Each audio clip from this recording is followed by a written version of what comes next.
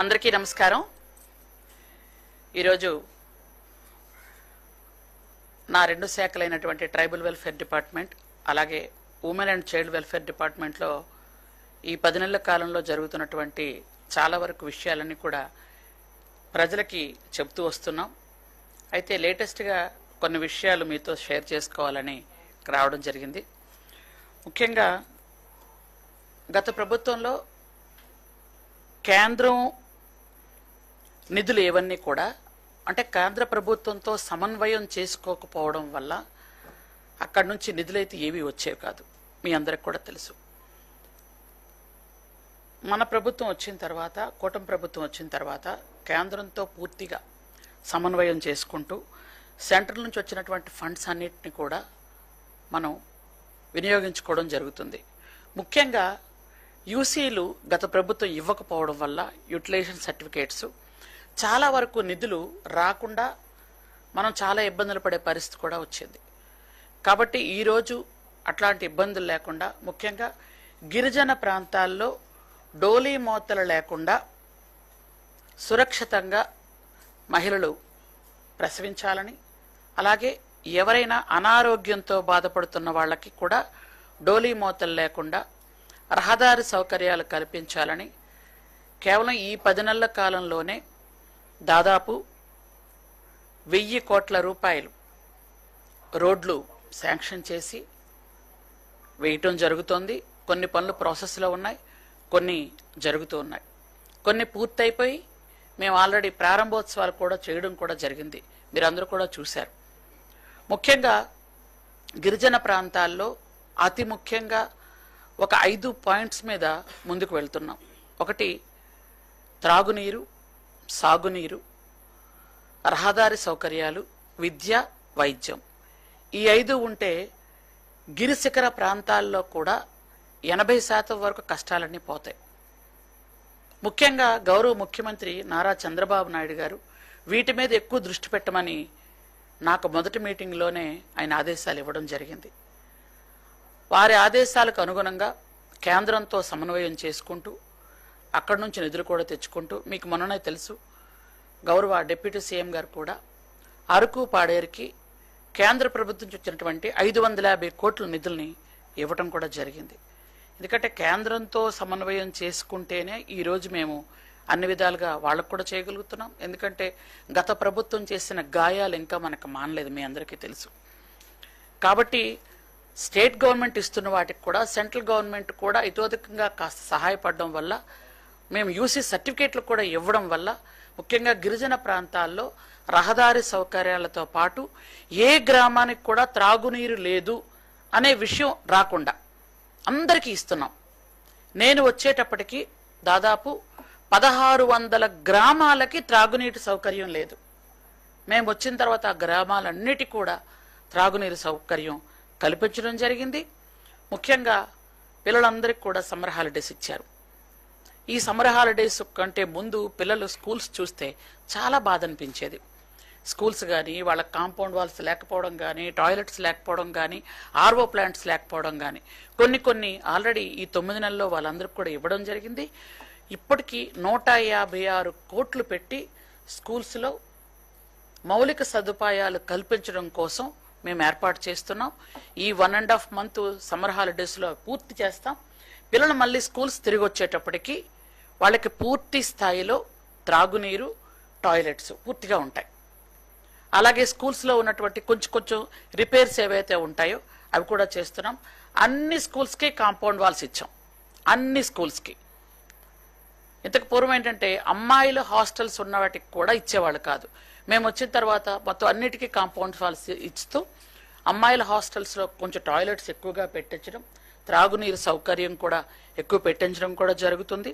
అలాగే మీరంతా మొన్నే చూశారు 10th క్లాస్ అండ్ ఇంటర్మీడియట్ రెండు కూడా మనం ఎంత మంచి స్థాయిలో, అంటే ముఖ్యంగా పార్వతీపురం మన్యం జిల్లా ఫస్ట్ వచ్చేది. నేను ఆ జిల్లాలో మంత్రిగా ఉన్నాను. పార్వతీపురం మన్యం జిల్లా ఫస్ట్ వస్తూ 10th క్లాస్ పిల్లలు, ఇంటర్మీడియట్ పిల్లలు కూడా పార్వతీపురం మన్యం జిల్లాలో 10th ఇంటర్ కూడా 98%, 97% వరకు పిల్లలు చక్కగా పాస్ అయ్యారు. కొంతమంది పిల్లలు ఇప్పుడు 10th క్లాస్ పిల్లలు పార్వతీపురంలో ఉన్నటువంటి ట్రైబల్ వెల్ఫేర్ స్కూల్లో వాళ్ళు ఎన్ఐటికి కొంతమంది సెలెక్ట్ అవుతున్నారు, ట్రిపుల్ ఐటీకి కొంతమంది సెలెక్ట్ అవుతున్నారు. 10th క్లాస్ పిల్లలు ట్రిపుల్ ఐటీకి సెలెక్ట్ అయితే ఇంటర్మీడియట్ పిల్లలు ఎన్ఐటికి ఐఐటికి కూడా సెలెక్ట్ అయ్యే అవకాశం ఉంది. అలా ఆ స్థాయిలో ఈరోజు పిల్లలందరికీ కూడా విద్యను అందించడం కూడా జరుగుతోంది. ముఖ్యంగా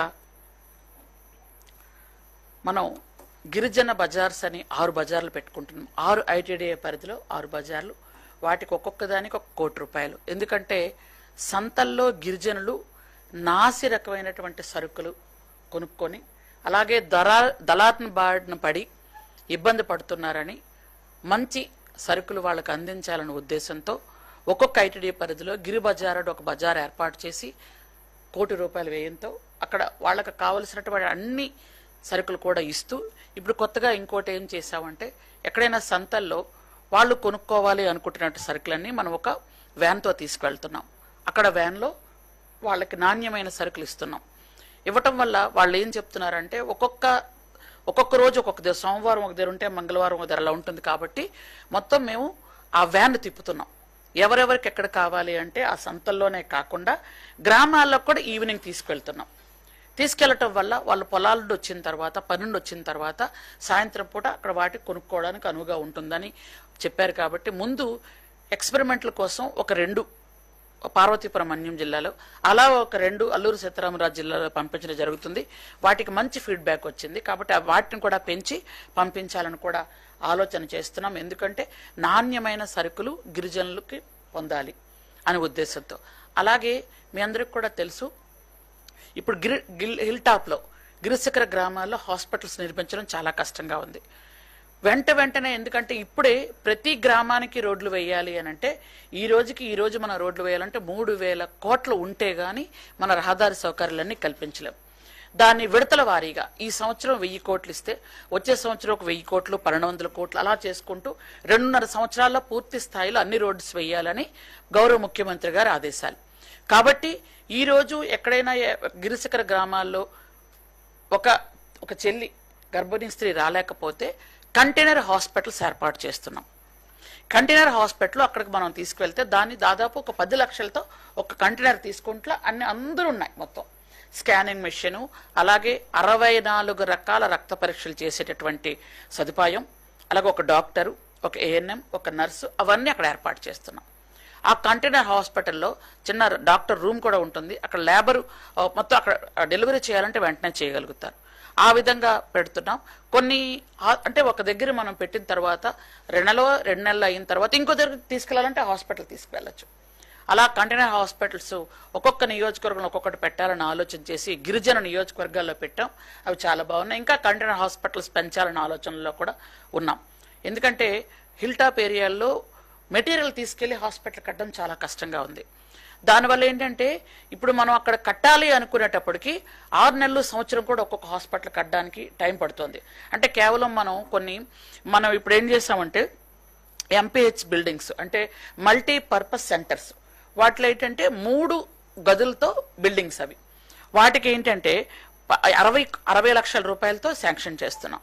ఒక దగ్గర అంగన్వాడీ సెంటర్ పెట్టుకోవచ్చు, ఒక దగ్గర హెల్త్ సెంటర్ పెట్టుకోవచ్చు, ఇంకొక దగ్గర అక్కడ ఉన్నటువంటి ఎవరైతే ఈ డ్వాక్రా గ్రూపులు సంఘాల వాళ్ళు ఉంటారో మీటింగ్ పెట్టుకోవటం కానీ, లేదా అక్కడ స్కూల్ బిల్డింగ్ లేదనుకోండి ఒక రూమ్ అక్కడ పెట్టుకోవటం కానీ ఇలాగ ఏర్పాటు చేసుకోవచ్చు అని పెట్టాం. వాటికి ఏం చేసామంటే మన గవర్నమెంట్ వచ్చిన తర్వాత 125 సెంటర్లు శాంక్షన్ చేసాం 75 కోట్లతో. కాబట్టి గ్రామాల్లో ప్రతి గ్రామంలో కూడా ఇప్పుడు ఏ అంగన్వాడీ సెంటర్ లేదని కానీ లేదనుకో ఒక ఏఎన్ఎం ఎక్కడో బయట చెట్టు దగ్గర కూర్చోకుండా ఆ సెంటర్లో కూర్చొని ట్రీట్మెంట్ చేయడానికి. ఇప్పుడు గిరిజన గర్భిణీ స్త్రీ ఉందనుకోండి, ఆమెకి ఆల్రెడీ హిల్ టాప్ నుండి కిందకు రావడానికి మనం గిరిజన వసతి గృహాలు ఏర్పాటు చేసాం. గత 5 సంవత్సరాలు వాటిని పూర్తిగా తీసేశారు, నిర్వీర్యం చేశారు. ఎందుకంటే వచ్చిన వాళ్ళ నీళ్లు వాళ్ళు మోసుకోవటం, వాళ్ళ ఫుడ్ వాళ్ళు తీసుకోవడం పరిస్థితిలోకి వచ్చారు. అలా కాకుండా వాళ్ళకి వైటీసీ బిల్డింగ్లు ఏవైతే మన యూత్ ట్రైనింగ్ సెంటర్స్ అని ఇంతకు పూర్వం ఒక్కొక్క నియోజకవర్గానికి ఒక్కొక్క బిల్డింగ్ గత చంద్రబాబు నాయుడు గారు 3వ సారి ముఖ్యమంత్రిగా అయ్యేటప్పుడు 14-19లో మనం ఏర్పాటు చేసాం. అది గత 5 సంవత్సరాలు జగన్మోహన్ రెడ్డి గారు వాటిని పూర్తిగా వదిలేశారు. ఇప్పుడు మళ్ళీ మనం గిరిజన గర్భిణీ వసతి గృహాలు పెడుతున్నాం.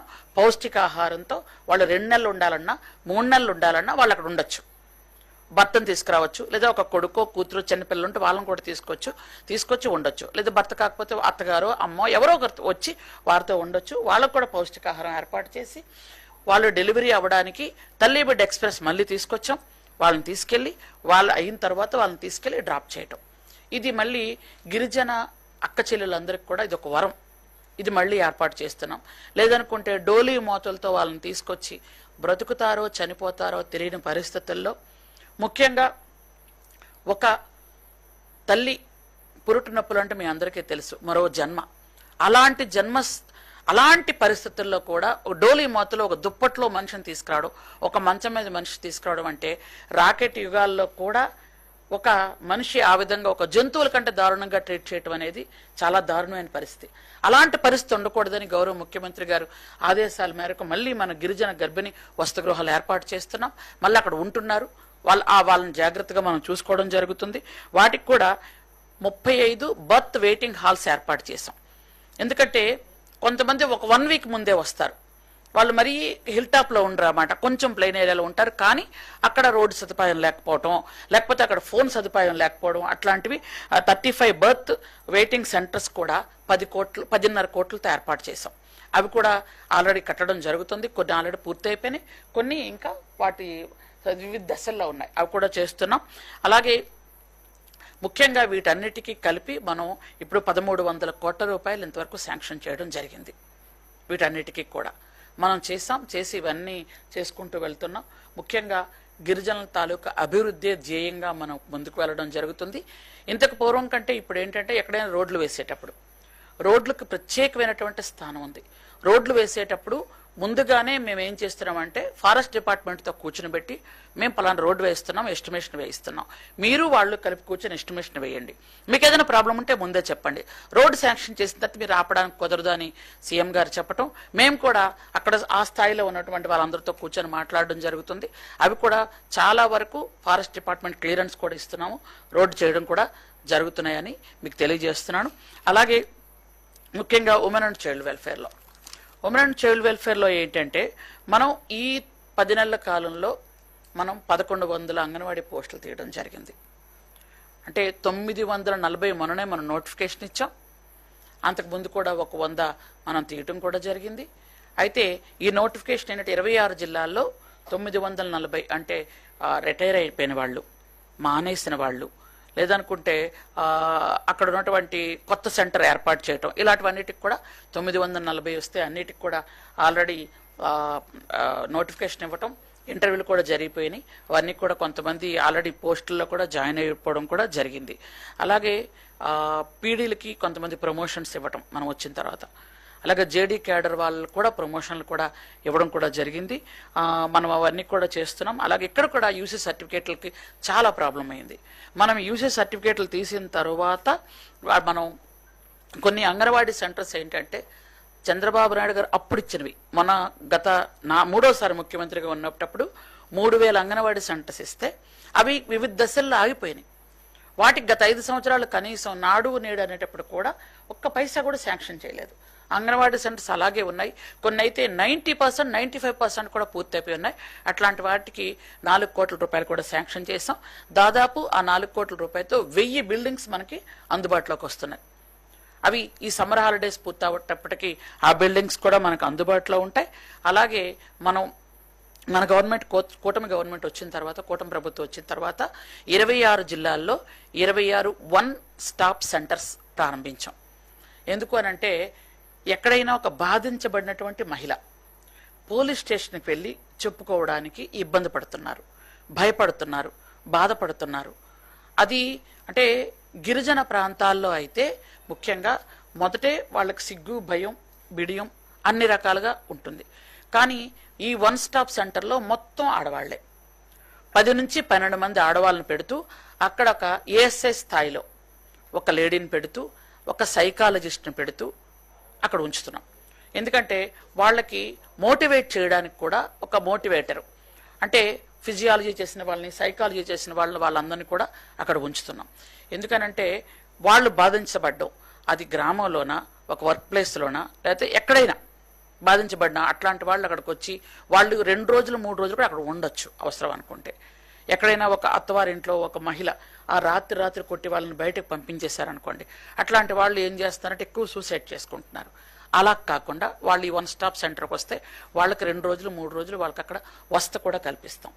ఆ తర్వాత లేదనుకుంటే ఇంకా వాళ్ళకి 2 రోజులకి వాళ్ళ ఇంటికి వెళ్ళలేని పరిస్థితులు ఉంటే మా హాస్టల్స్ ఉన్నాయి, హాస్టల్స్లో వాళ్ళని పెట్టడం కూడా జరుగుతుంది. అందుకోసమని 26 జిల్లాల్లో 26 సెంటర్స్ కూడా ఏర్పాటు చేసాం. అలాగే ఇక్కడ కూడా మనం ట్రైబల్ వెల్ఫేర్లో ఉమెన్ అండ్ చైల్డ్ వెల్ఫేర్లో కూడా కేంద్రంతో సమన్వయం చేసుకుంటూ అక్కడ కేంద్ర మంత్రివర్యులు అన్నపూర్ణ గారిని కూడా ఒక 2 సార్లు కలవడం జరిగింది. ఆవిడ కూడా 90 కోట్ల నిధులు ఇచ్చారు. వాటితో పూర్తి స్థాయిలో అంటే ఈ మనం అంగన్వాడీ సెంటర్స్ని కూడా చాలా వరకు కొత్త సెంటర్స్ కూడా శాంక్షన్ చేసాం. కొత్త సెంటర్స్తో పాటు మనం మినీ అంగన్వాడీస్ని కూడా మెయిన్ అంగన్వాడీస్ కింద మార్చడానికి కూడా ఒక ప్రపోజల్ పెట్టడం జరిగింది. కేంద్రం ఒప్పుకుంటే వాటిని కూడా చేయడం కూడా చేస్తున్నాం. అట్లాగే సాక్ష్యం అంగన్వాడీస్కి మొత్తం 88 కోట్లు మనం మంజూరు చేయడం జరిగింది కొత్త అంగన్వాడీ సెంటర్స్ కట్టడానికి కూడా. అలాగే అంగన్వాడీ సెంటర్స్లో మౌలిక సదుపాయాల కల్పన అంటే త్రాగునీరు అలాగే టాయిలెట్స్ ఈ 2 ఏర్పాటు చేయడానికి దాదాపు 1100 అంగన్వాడీ సెంటర్స్లో 53 కోట్లని మనం శాంక్షన్ చేయడం జరిగింది. అంటే ఒక్కొక్క సెంటర్కి 52,000 త్రాగునీరుకి టాయిలెట్కి కూడా మనం ఇవ్వడం జరుగుతుంది.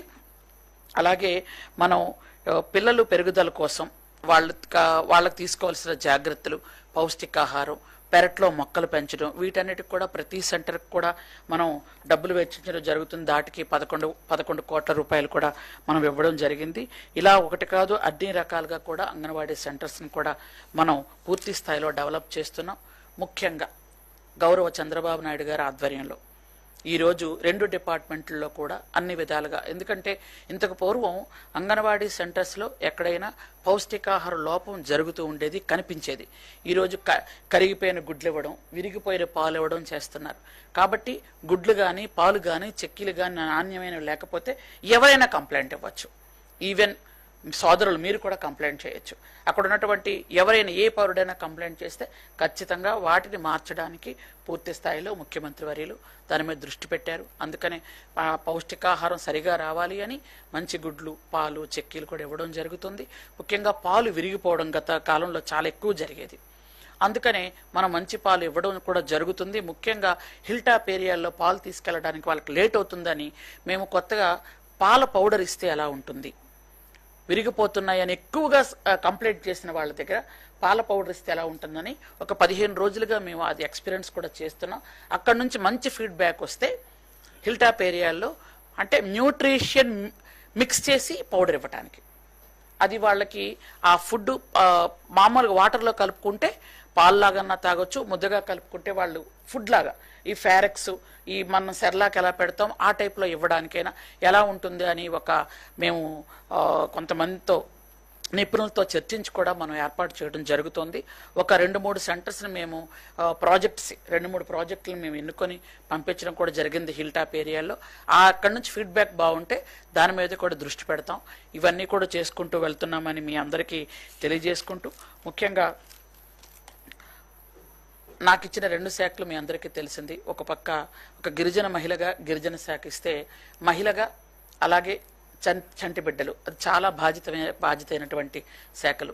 అందుకని ఎక్కడ ఏ మూల ఏది జరిగినా మేము ముందు రియాక్ట్ అవుతున్నాం.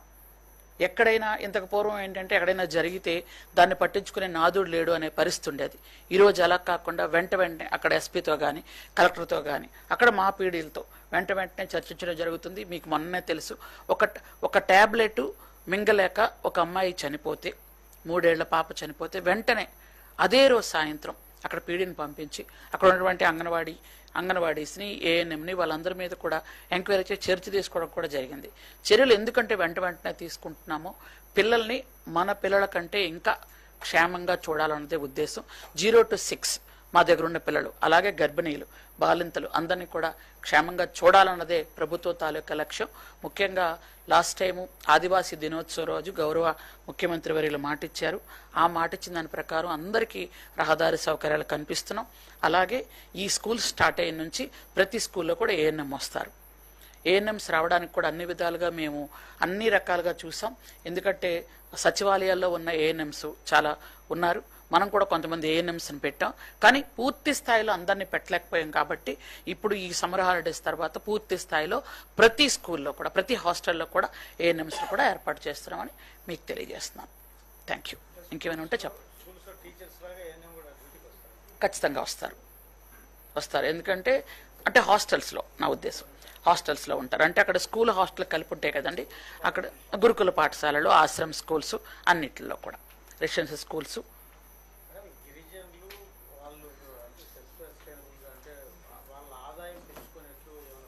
ఎస్, అదొకటి మర్చిపోయాను సార్, బాగా గుర్తు చేశారు. జీసీసీతో ఇప్పుడు దాదాపు ఒక 6-7 సార్లు మీటింగ్ పెట్టుకున్నాం. జీసీ చైర్మన్ గారు, ఎండీ గారు అందరితో కలిపి. ముఖ్యంగా గిరిజనుల ఉత్పత్తులు ఏవైతే ఉంటాయో అవి దళారుల బారిన పడి పాపం మోసపోతున్నారు. అలా కాకుండా ప్రతి మండలంలో ఒక గిరిజనులకి ఒక జీసీసీ, అంటే అదొక షాప్ టైప్లో ఒక జీసీసీ బిల్డింగ్ లాగా అక్కడ ఒక కేంద్రం ఏర్పాటు చేస్తున్నాం. అంటే గిరిజనులు అమ్మడానికి, అంటే జీసీసీ కొనుగోలు కేంద్రంగా ప్రతి మండలంలో ఒక కేంద్రం ఏర్పాటు చేస్తే వాళ్ళు అక్కడ చింతపండ, లేదనుకుంటే పసుప, జీడిపప్ప, అక్కడ స్పైసెస్ ఏమైనా వాళ్ళకి ఇస్తే అక్కడ మేము ఒక ప్రైస్ ట్యాగ్ కూడా ఏర్పాటు చేస్తున్నామండి. ఇది ఇంత ఖచ్చితంగా, చింతపండు ఇంత రేటు, పసుపు ఇంత రేటు, జీడిపప్పు ఇంత రేటు, కాఫీ ఇంత రేటు, ఇవన్నీ కూడా ఏర్పాటు చేయటం వల్ల ఏమవుతుందంటే ఖచ్చితంగా అక్కడ వాళ్ళకి సరైన ధర దొరుకుతుంది. అవి మేము జేసీసీకి తెచ్చుకొని ఏర్పాటు చేస్తాం. అది ఒక పక్క జీసీసీ అంటే గిరిజనులకి అదొక హెల్ప్ అవుతుంది. రెండోది మీ అందరికి కూడా తెలుసు, 1,00,000 ఎకరాల్లో కాఫీని, అతి ముఖ్యమైనది, మర్చిపోయాను, 1,00,000 ఎకరాల్లో కాఫీని సాగు చేస్తున్నాం. మీ అందరికీ కూడా తెలుసు.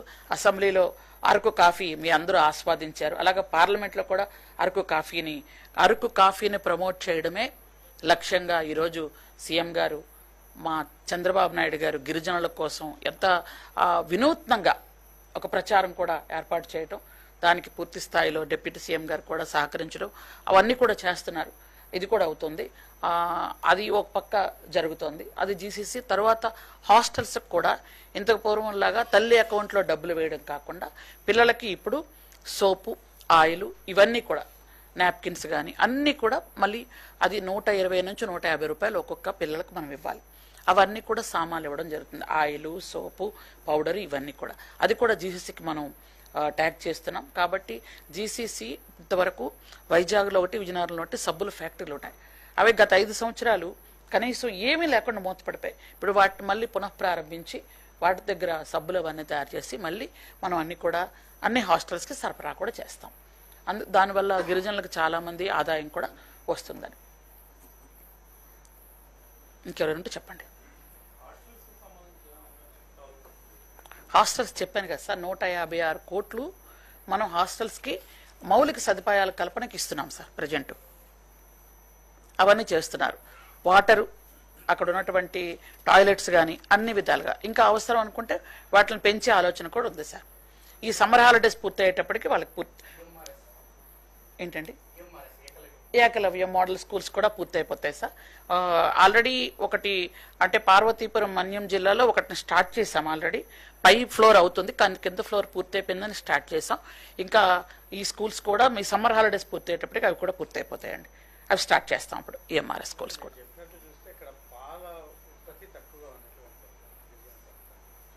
పాల ఉత్పత్తి కాదు సార్, అక్కడ యాక్చువల్గా పాలు ప్యాకెట్లో పెట్టి మనం సరఫరా చేస్తున్నాం.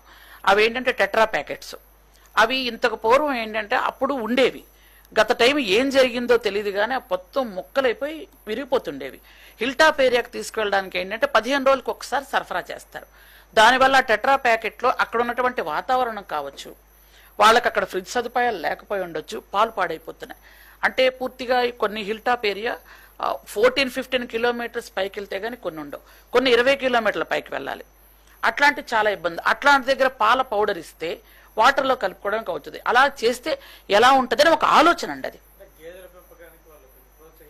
అంటే మేము అది కరెక్ట్గా మీరు గుర్తిస్తారు. అది కూడా మేము ఏంటంటే గోకులాలు కూడా ఏర్పాటు చేస్తున్నాం ఈ సంవత్సరం నుంచి. గోకులాలు అక్కడ ఎవరైనా పెంచుకోగలుగుతారు, చేయగలుగుతారంటే ఆవులు, గేదెలు కూడా, పశు సంపద,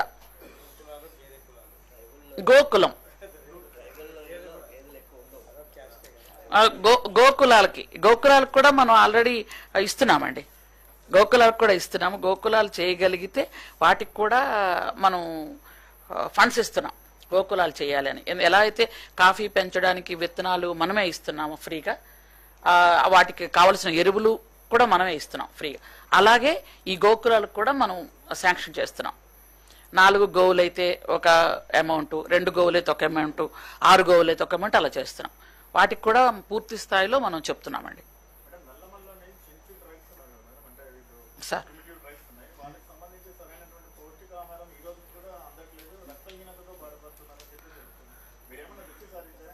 సార్ అది సార్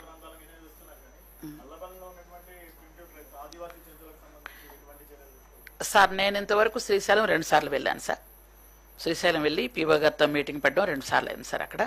ఎందుకంటే అక్కడికి కూడా వెళ్ళాను, అక్కడ మాట్లాడకూడదు జరిగింది. ఏం జరిగిందంటే అక్కడ చెంచూస్ ఏంటంటే రేషన్ కార్డులు కొంతమందికి ఉండవు, ఆధార్ కార్డులు కూడా కొంతమందికి ఉండవు. దానికో ఏం చేసాం, మీటింగ్ పెట్టిన తర్వాత రేషన్ కార్డులు ఆధార్ కార్డులు లేని వాళ్ళకి సంక్షేమ పథకాలు రావు. కాబట్టి ఐటీడీఏ ద్వారా ఒక్కొక్క గ్రామంలో ఎక్కడైతే సచివాలయాలు ఉన్నాయో సచివాలయాలకు ఆల్రెడీ నేను ఆదేశాలు ఇవ్వడం కూడా జరిగింది. మీరే డైరెక్ట్గా ఊర్లో కూర్చొని ఎవరెవరికి ఆధార్ కార్డులు లేవు, ఎవరెవరికి రేషన్ కార్డు లేవు రాయండి. రాసి వాళ్ళని ఇంక్లూడ్ చేస్తే పెన్షన్స్ ఇవ్వగలుగుతాం. వాళ్ళు ఇంక్లూడ్ చేస్తేనే పిల్లల్ని మనం అంగన్వాడీ సెంటర్స్ కొంతమంది పిల్లలు పంపిస్తున్నారు, కనీసం వాళ్ళకి రేషన్ కార్డు ఉండదు, ఆధార్ కార్డు ఉండదు. కనీసం ఆ తల్లి హాస్పిటల్కి వెళ్ళాలన్నా కనీసం వాళ్ళ పేరు చెప్తున్నారు తప్ప ఏం చేయలేకపోతున్నారు. అట్లాంటి వాటికి కొన్ని మీకు తెలుసు, కొన్ని ఎట్లాంటి ఇబ్బందులు ఉంటాయో, టెక్నికల్ ఇబ్బందుల్లో మనం కూడా బయటకు రాలేం. కాబట్టి మనం ఏం చెప్పామంటే మొత్తం అక్కడ ఉన్నటువంటి ప్లేన్ ఏరియాలో ఉన్నటువంటి చెంచులు ఎవరైతే ఉన్నారో, ఈ యానాదులు ఎవరైతే ఉన్నారో, 2 సార్లు నేను మీటింగ్ పెట్టాను సార్ అక్కడ. అంటే బహుశా అక్కడ వరకు న్యూస్ వచ్చిందో లేదో నాకు తెలీదు. అయితే అప్పుడు వాళ్ళందరూ కూడా అక్కడ ఉన్నటువంటి లోకల్ సచివాలయం సిబ్బందిని అక్కడికి పంపించి వాళ్ళకి రేషన్ కార్డులు ఆధార్ కార్డులు రాయమని చెప్పాం. ఆ ప్రాసెస్ జరుగుతుంది సార్. అలాగే నెల్లూరులో కూడా కొన్ని విలేజ్లు నాకు సోమిరెడ్డి చంద్రమోహన్ రెడ్డి గారు కూడా గౌరవ మాజీ మంత్రివర్యులు ఆయన కూడా చెప్పారు, అక్కడ కూడా పంపించి ఆ ఐటీడీ ద్వారా అక్కడున్న సచివాలయం సిబ్బంది పంపించి అక్కడ వాళ్ళని కూడా రాయమని చెప్పాను సార్. అవన్నీ ఇంచుమించు పూర్తయి ఉంటాయి. కొత్త రేషన్ కార్డులు కొత్త ఆధార్ కార్డులు ఇచ్చిన వీళ్ళన్నీ వచ్చేస్తాయి సార్. వీళ్ళకి ఈ నెక్స్ట్ అకాడమిక్ ఇయర్ నుంచి వాళ్ళకి ఇబ్బంది ఉండదు సార్. ఖచ్చితంగా చేస్తాం. ఓకేనా sir? Thank you so much.